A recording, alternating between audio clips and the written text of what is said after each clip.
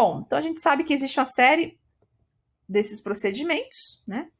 E quais são eles? Então a gente aqui coloca uma lista, né, de 12 procedimentos que são os procedimentos com potenciais doses para esses pacientes em radiologia intervencionista, né? Então, por exemplo, a gente tem embolização da artéria pélvica, a gente tem trombectomia mecânica, né? Radioterapia também interna, né? Aí é específico, né? Não da fluoroscopia, mas enfim, é um procedimento que a gente sabe, a radioterapia também tem a sua contribuição para dose na pele, né? Também o implante transcatéter de válvula aórtica, né? Então também, né, conhecido como TAV e outras siglas equivalentes, né? Intervenções coronárias percutâneas são as mais comuns, né? Então a colocação, por exemplo, do stent coronário, ablação. Então são os exames que mais contribuem para a dose no paciente, tá? E também, claro, ranqueado aqui em primeiro lugar, né, o shunt de stent, né, que é colocado aí intrahepático, né, por meio, através da transjugular. Então, é um procedimento bem complexo, também tem um risco, né.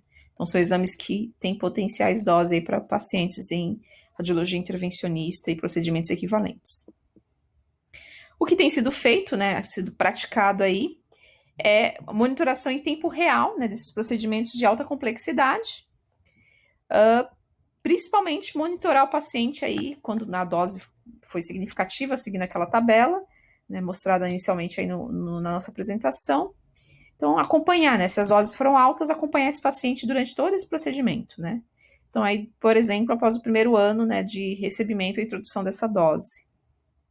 Além disso, também equipamentos, né, de última geração, eles têm dado em tempo real os valores de dose, isso é bem importante. E dado como Kerma, no ponto de referência, né, representado pela sigla KREF, K de Kerma, e o REF de referência, o produto Kerma área, né, e o tempo de fluoroscopia. Lembrando que também o produto dose área, ele também, a PSD, né, a dose máxima na pele, também é um parâmetro de referência, mas como a gente mencionou no início, nem sempre esse produto, esse parâmetro, ele vai estar disponível, tá? Então, o produto Kerma área é mais comum, então a gente usa ele, né, monitorar em tempo real. E também é proteger diretamente esse paciente, né, a fonte, que é a fonte de radiação, né? Então, a gente pode usar uma série de cortinas, né, revestidas aí com bismuto, que não é tão pesado, tapetes também à base de chumbo, e como a gente observa aqui nessa imagem, né, o artigo na íntegra também disponibilizado aqui, a gente observa aí, né, um phantom e uma blindagem sendo colocada na região, né, sobre esse paciente, e observe a área de abertura para trabalho aí da equipe médica. Então, também é uma forma, né, de otimizar, né, reduzir, já que essa exposição que o paciente está recebendo, como a gente sabe, vai produzir radiação espalhada que vai sair do paciente e atingir o médico, né? Então, aqui é a forma de evitar, né, diminuir a exposição da equipe, né, indiretamente. E, claro, isso, né, é interessante para o paciente, o efeito é mínimo, né? Porque a gente entende que o equipamento, o tubo de raio-x, está posicionado abaixo do paciente. Então, o paciente já está recebendo a dose. Mas a ideia aqui é exatamente diminuir a radiação dispersa. Então, protege a equipe e protege outras áreas da anatomia do paciente que estariam sendo expostas a essa radiação dispersa. E aqui a gente fala um pouquinho de casos, né? Então, imagens fortes aí a seguir. Então, primeiro aqui a gente tem uma lesão que foi induzida numa paciente de 60 anos, após um procedimento neurointervencionista, né? Então, específico e neurológico, que foi bem sucedido, né, para o tratamento do AVC. Aqui, né, a gente tem o relato do tempo, então a fluoroscopia foi mais de 70 minutos. Lembrando que lá no tempo no nível de gatilho, fluoroscopia aí seguida de mais de 60 minutos já tem que ter monitoramento do paciente, acompanhamento pós-procedimento. Então aqui essa paciente foi acompanhada porque atingiu aí 70 minutos. 43 imagens, né, pulsos de imagem foram realizados aí durante o procedimento. A gente pode, né, olhando a foto, achar que a paciente teve, né, raspou a cabeça, mas não ocorreu, né? Não foi isso que ocorreu, e foi sim a epilação, tá? Ou depilação focal do couro cabeludo e uma lesão, né, nessa região, tá? Então a gente observa que a perda de cabelo dessa paciente, ela foi ocasionada pela exposição. Apesar de termos dados de tempo de exposição, séries de imagem, não há dados sobre a dose, né, para essa paciente. Então, dados sobre qual a dose a paciente recebeu não foi disponibilizado. Então, observe que, realmente, para nível de gatilho, não é só a dose. O tempo de exposição também pode ser usado, uma vez que a dose não foi disponibilizada. E aqui nessas 3 imagens, a gente observa, lesões num homem de 40 anos, depois de uma angiografia coronária, tá? Realizada em uma angioplastia também. Então, a gente tem uma sequência de imagens que mostram uma lesão grave, né, de radiação, e a gente consegue observar aí na imagem A, de 6 a 8 semanas após a exposição, tem um eritema que foi prolongado, né, deixando a área um tom mais escuro.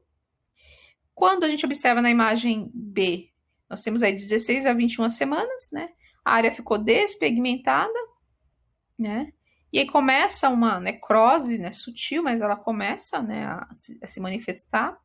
Olhando assim de longe, o paciente pode, né, um parente que observar a lesão pode achar que melhorou, né, porque está seca, parece que está cicatrizando, mas a gente tem uma necrose aqui se formando, né.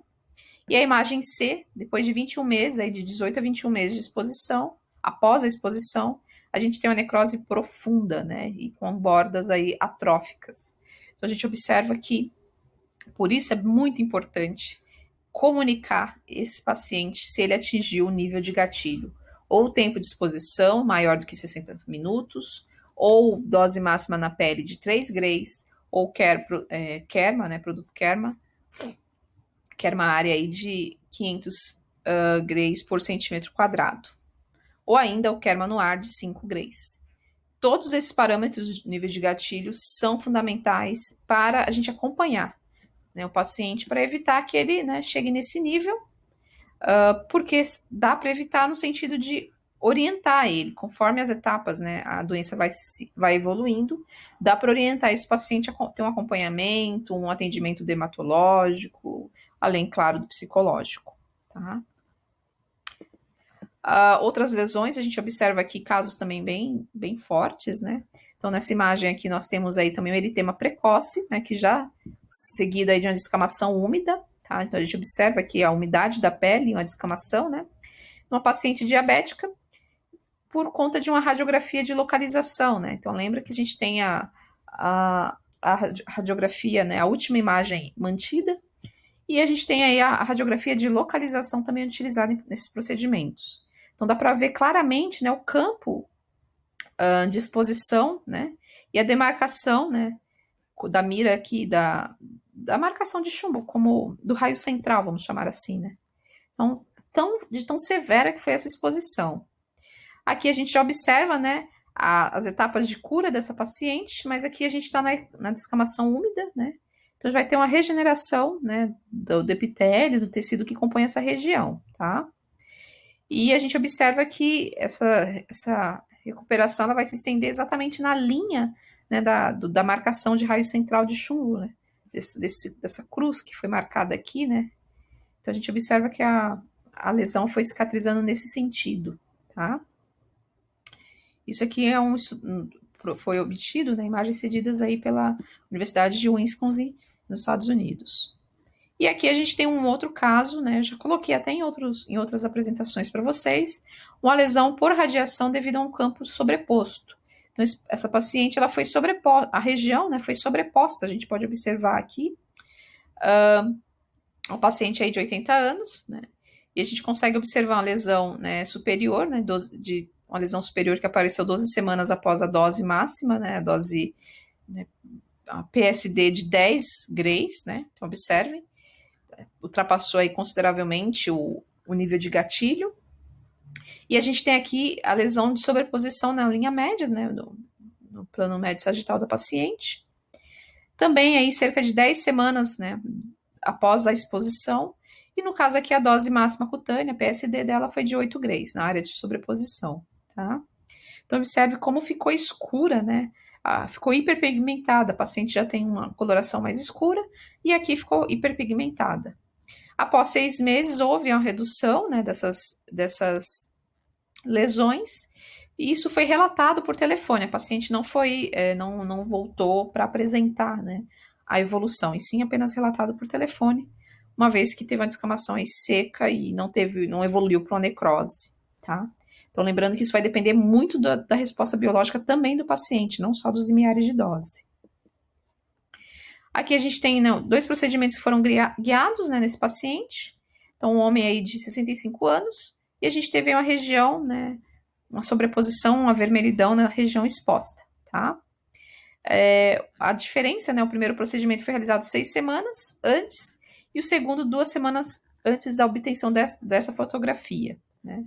Então, a gente observa que o paciente tem uma série de marcações na parte posterior, né? Então, pode facilmente passar despercebido, né? Por isso, a importância, de novo, de avisar o paciente, né, para aquela dose, e já que ele está repetindo o exame, o procedimento, ele pode manifestar, sim, efeitos e acompanhar isso para que, né, seja bem monitorado. Aqui nessa outra imagem, a gente já tem uma dermatite, né, subaguda, né, por fluoroscopia, e esse paciente ele foi submetido a uma colocação de stent na artéria coronária, tá?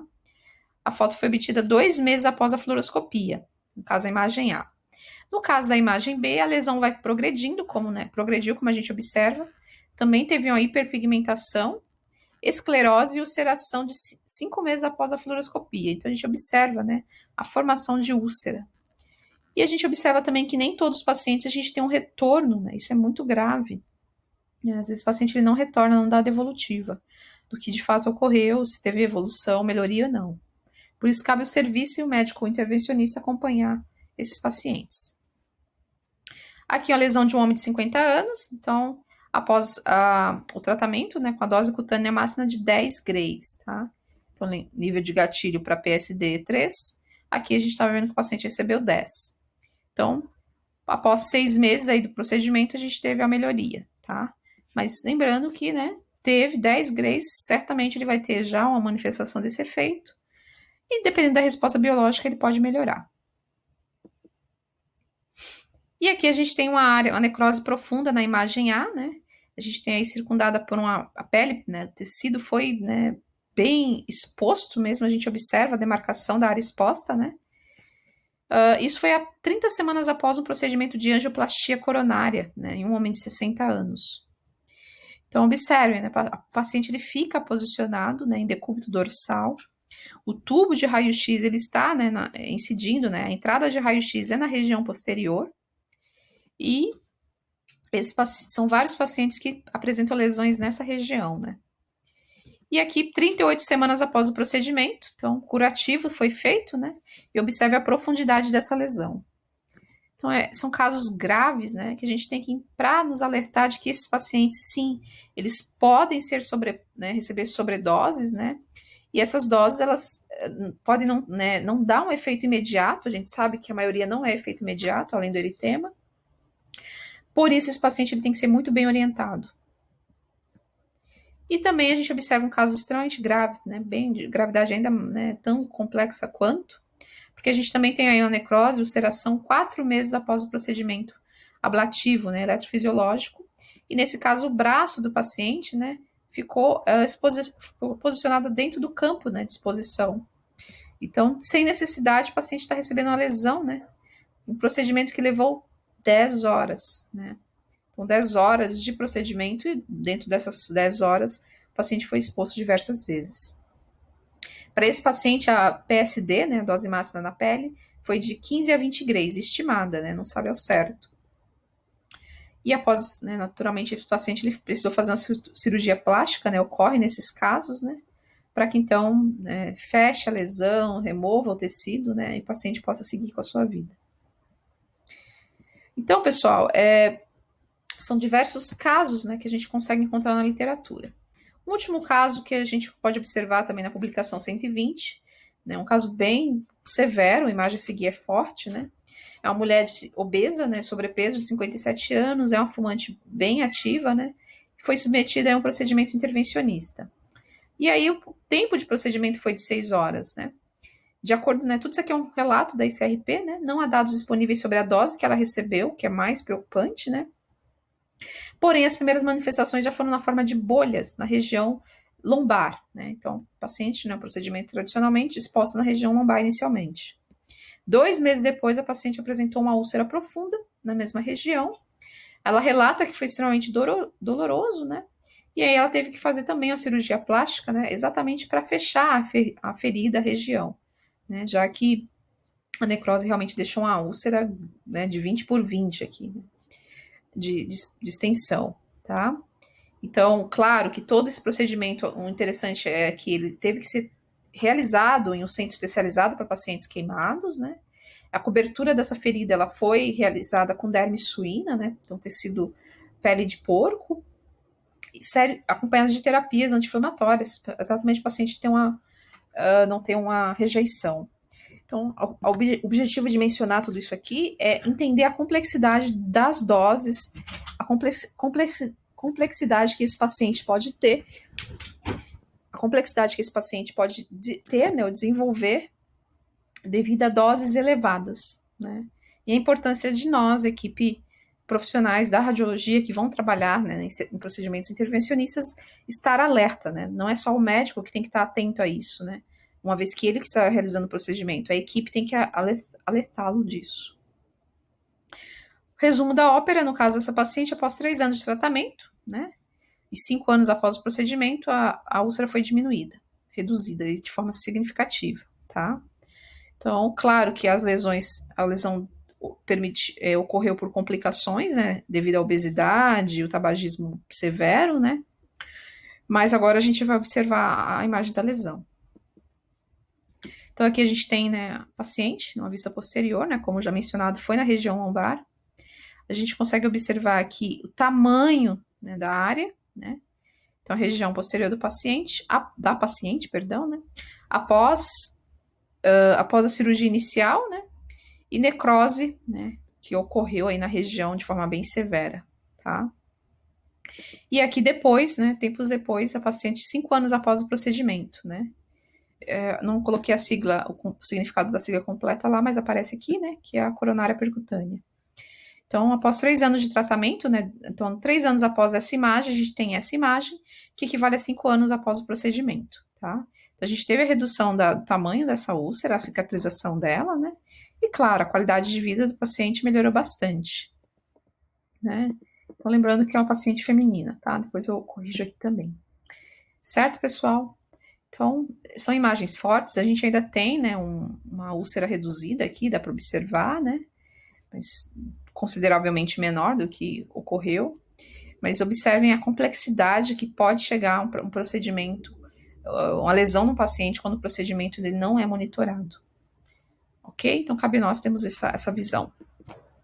Então, recomendações para o paciente, né? Então, usar recomendações para melhorar, né, a dose, reduzir a dose do paciente. Então, usar angiógrafos modernos, lembrar, né, de observar, né, ter acesso aos relatórios para observar o produto que era uma área ou a dose máxima na pele, né? Se vários procedimentos foram realizados na mesma região do corpo, né? Então, ter todos os registros de dose desses procedimentos para guiar a conduta do próximo médico, né? E se o limite de dose for excedido, então deve ter uma justificativa, documentar o que ocorreu, né? E avisar para esse paciente quais são as potenciais reações cutâneas, tá? E, claro, na maioria dos casos, a gente sabe que essas doses efetivas de pele no paciente podem sim ser evitadas por bom planejamento do exame, do procedimento. Aqui, aconselhamentos, né, que devem ser dados, né, para o médico. Então, o médico vai analisar a dose, então ele vai, a partir desse guia, ele vai pensar, né, vai estar sendo orientado ou não a avisar o paciente. Então, se o paciente recebeu de 0 a 2 grays, então não há necessidade de informar, porque teoricamente não há efeitos visíveis, né, só a partir de 2 grays. Então, de 2 a 5 grays, avisar o paciente que pode ocorrer um eritema, mas que deve desaparecer. Se esse paciente recebeu mais do que 5 grays, né? Então aqui faltou de 5 a 10 grays, né?